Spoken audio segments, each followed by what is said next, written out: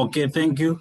So when you are doing whole numbers, these are numbers that are whole, they do not have decimals. So they've got a certain way of working with them. So you need to consider the order of operations, and in most cases, there will be mixed operations. That means there will be more than one operation: addition, subtraction, multiplication, or division. So you need to know what to do first. So you follow BODMAS. It's gonna tell you that you start with the brackets of division, multiplication, addition, and lastly, subtraction. Then you will find that they are prime numbers. A prime number only has two factors, which are 1 and itself. And the examples of prime numbers are 2, 3, 5, 7, 11, 13, 17 onwards. 2 is the only unique prime number which is even, and it is the smallest prime number as well. Now, composite numbers have more than two factors, or they are simply opposite of prime numbers, e.g. 1, 4, 6, and 8. Even numbers are exactly divisible by 2. Odd numbers, they leave a remainder 1 when you divide by 2. Factors divide exactly into given numbers, and multiples are a result of multiplying two factors. Prime factors are factors that are also prime. They go into a number, but they must be in this set of prime numbers.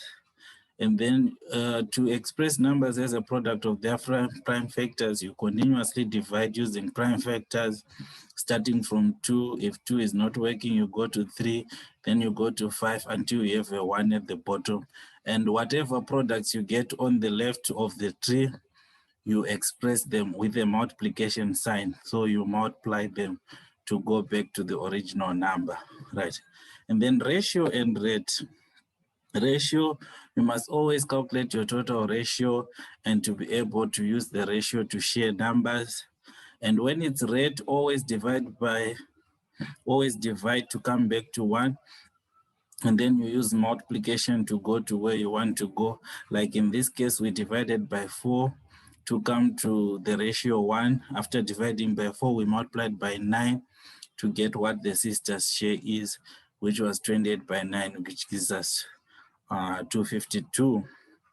Then integers. Integers are a set of positive and negative numbers, including a 0.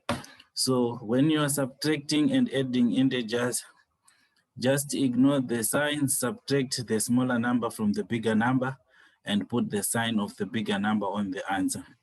If the signs are the same, ignore the signs, add the two numbers, and put the common sign on the answer. Like in this case, -2 minus 3, 3 plus 2 is 5, and the common sign is minus, so you put your minus. Then rules for division and multiplication. If the signs are different, the answer is negative. So -2 times 3, the answer is -6. If the signs are the same, the answer is positive. -2 times -3, the answer is +6.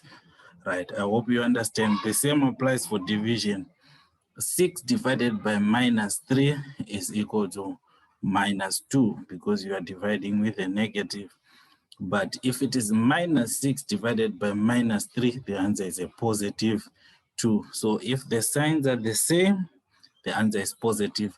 And if the signs are different, the answer is negative. And then fractions, addition and subtraction of fractions, you need to make sure that the denominators are the same, and you make use of equivalent fractions. Once the denominators are the same, you then add or subtract the numerators.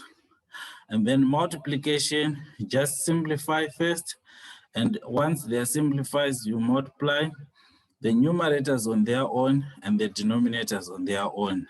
If you have got mixed numbers and you are multiplying, please don't forget to convert them into improper fractions, and then you multiply numerators on their own and denominators on their own. And if need be, convert the answer back to a mixed number so that you simplify every answer. I hope, trust, and believe that you can follow and understand and go through all the memos that I've given you together with the questions. I think that will be sufficient. Thank you very much.